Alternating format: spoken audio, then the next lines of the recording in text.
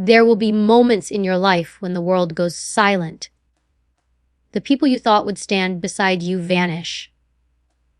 The ones you trusted turn away, and suddenly, it's just you.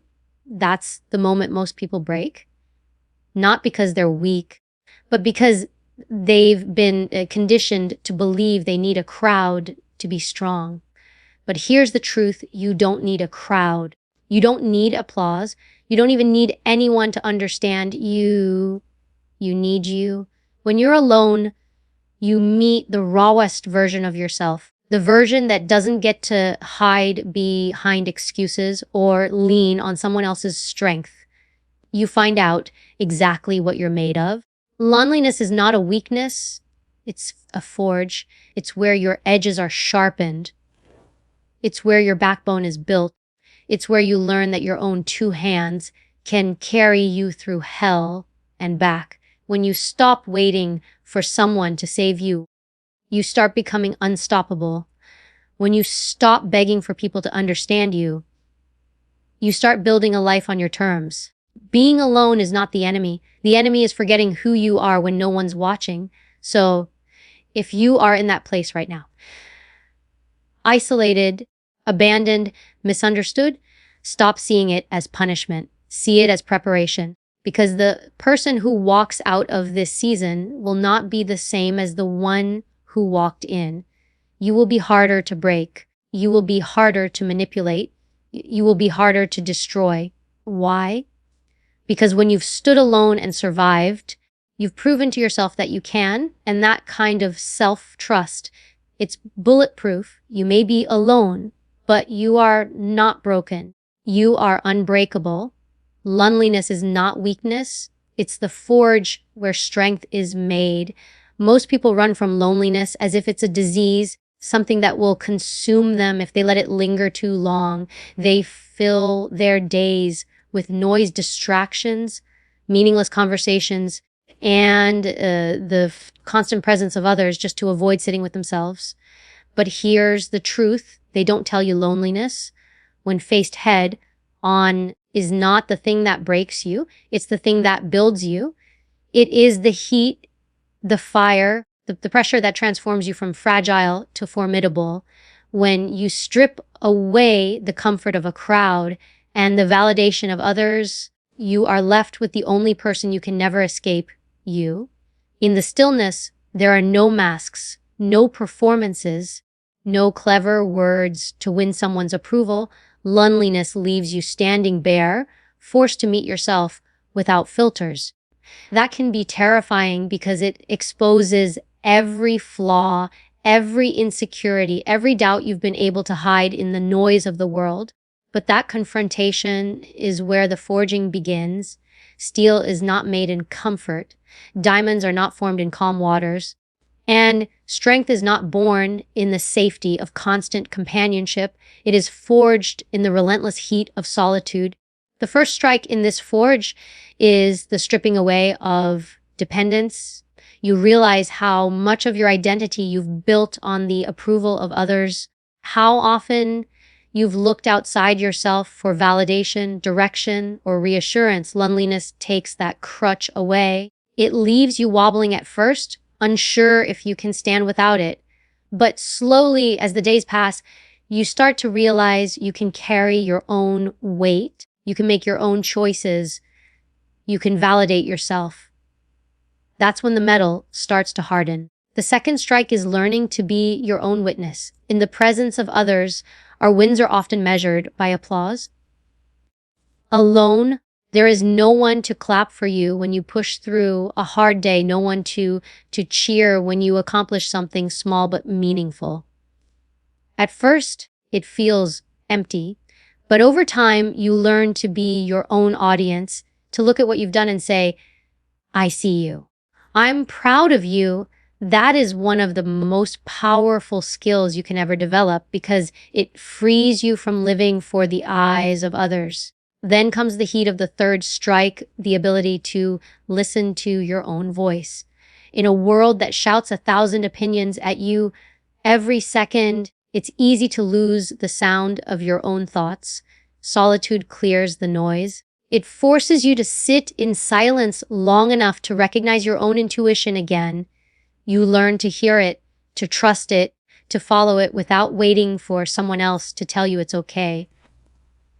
That inner voice becomes your compass. And once it's sharp enough, you stop getting lost in the chaos of other people's maps. Loneliness also teaches you resilience in a way nothing else can. There is a particular strength that comes from enduring something without anyone holding your hand. Through it, you may cry, you may stumble, you may even fall flat on your face. But when you get back up, and you will, you carry the knowledge that it was you who got yourself there. No one else can take credit for your survival. That self-reliance becomes a kind of armor that no rejection, no betrayal, and no abandonment can pierce. The forge of loneliness will burn away parts of you that were never truly yours. People's expectations, societal labels, the old stories you told yourself about who you were and what you could do. It melts them down and leaves only the core of you, the part that is authentic, untouchable, and strong. That process can feel like destruction at first, but it's not. It's refinement. You're not being torn apart, you're being shaped. There's a moment in that shaping when you stop fearing loneliness and start respecting it. You see it for what it truly is, a training ground, a place where you sharpen your edges, where you build the muscles of your mind, where you strengthen the foundation you will stand on for the rest of your life. And once you've been through that fire, you stop needing the constant presence of others to feel whole.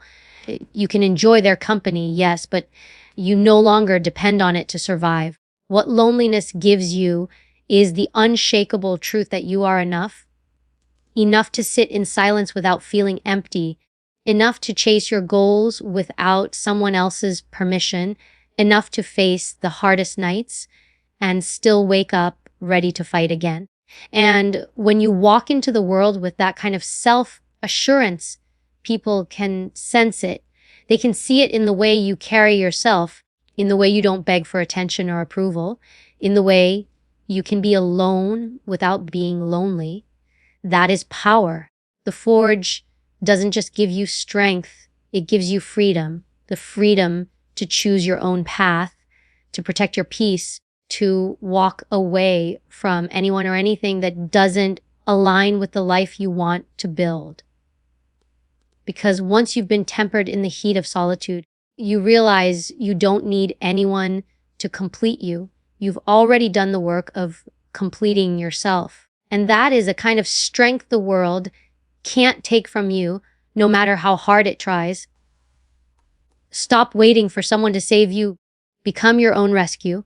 Too many people waste their lives standing still, waiting for the right person to show up, waiting for someone to see their worth, waiting for a friend, a partner, a mentor, a savior to pull them out of whatever hole they're in. They convince themselves that help is coming, that one day someone will show up with the perfect solution, the perfect plan, the perfect timing. And in that waiting, they stay stuck, years passing, potential rotting, strength left untested.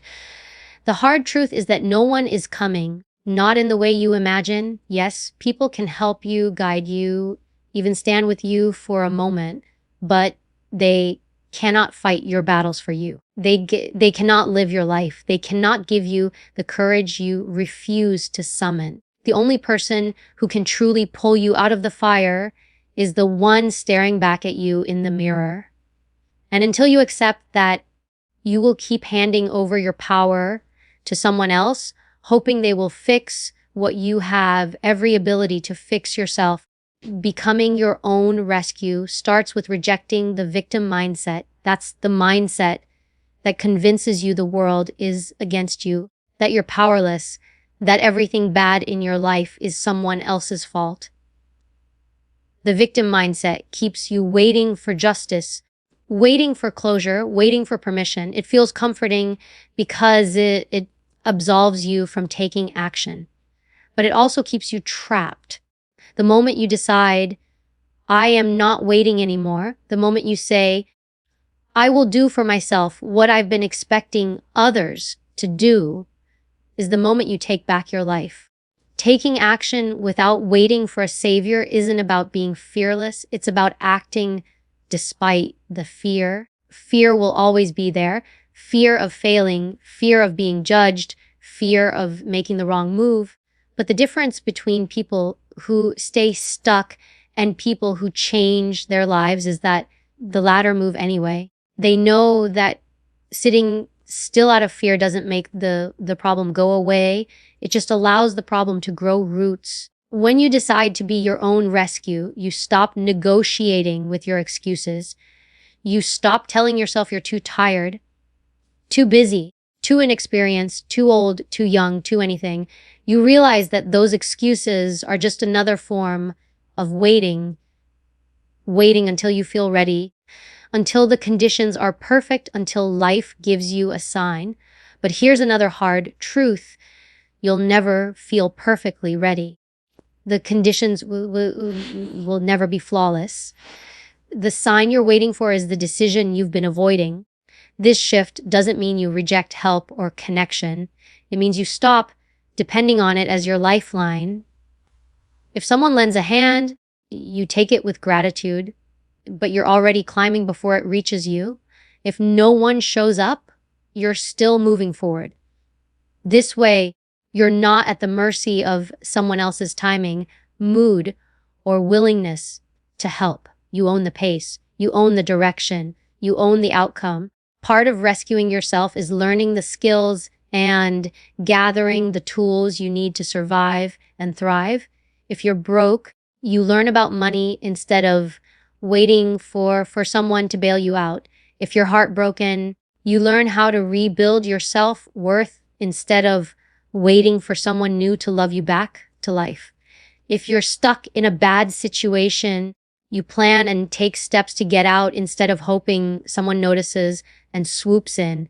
Every skill you build, every piece of knowledge you gain becomes part of your rescue kit, and that kit will serve you for the rest of your life. Rescuing yourself also demands self-honesty. You can't save yourself if you won't admit where you are, how you got there, and what part you've played in your own struggles. This isn't about blaming yourself for everything. It's about taking ownership where you can, because ownership is power. When you see where your choices have led you, you can start making different ones. When you see the patterns that keep you stuck, you can break them. You cannot change what you refuse to acknowledge. And yes, this work is hard. It will exhaust you. It will test you. You will have moments where you wish someone would just take over, carry the load, make the decisions for you. But every time you push through without that crutch, you're building strength you didn't know you had. You're proving to yourself that you can take a hit and keep moving. You're proving that you don't crumble when you're the only one holding the rope. When you become your own rescue, you stop living in hope and start living in action. Hope without action is just waiting. Action, even in small steps, is how you dig yourself out of the deepest holes.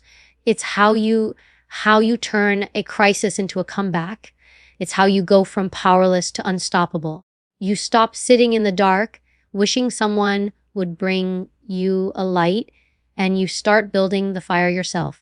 You stop replaying the story where you are the one who needs saving, and you start writing the one where you are the one who survives, the one who rises, the one who refuses to be defeated by circumstances. You will face days when you want to quit, when the weight feels unbearable, when the idea of saving yourself feels impossible.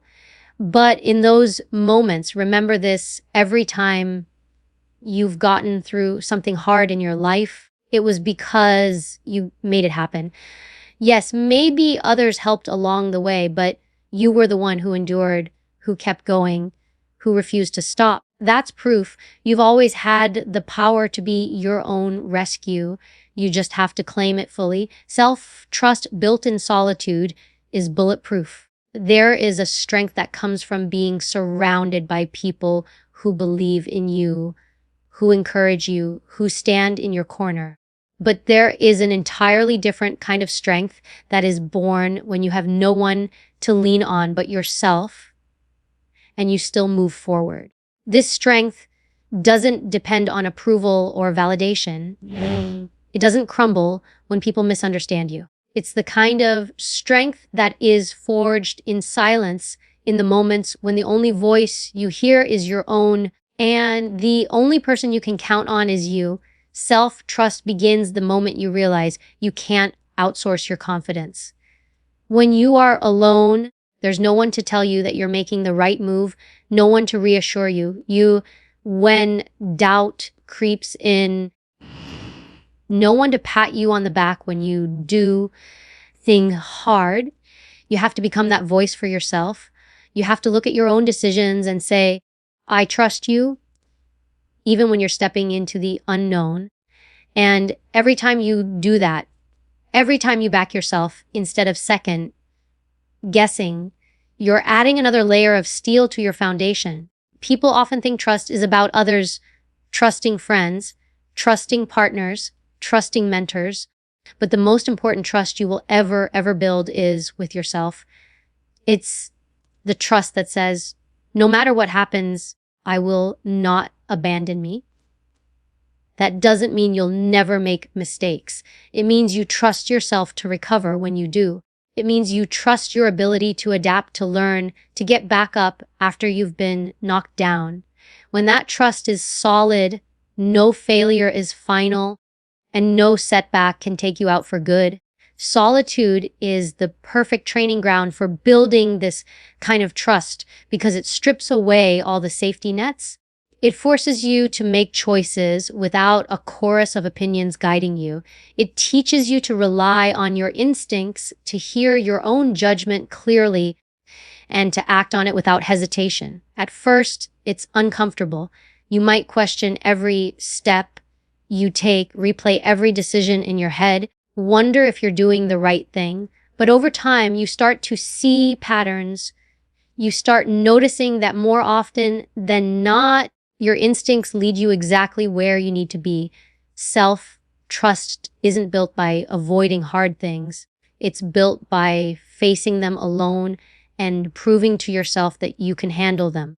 Every time you work through a challenge without someone holding your hand, you're reinforcing the belief that you can depend on you. This belief becomes a shield. When other people doubt you, it doesn't shake you.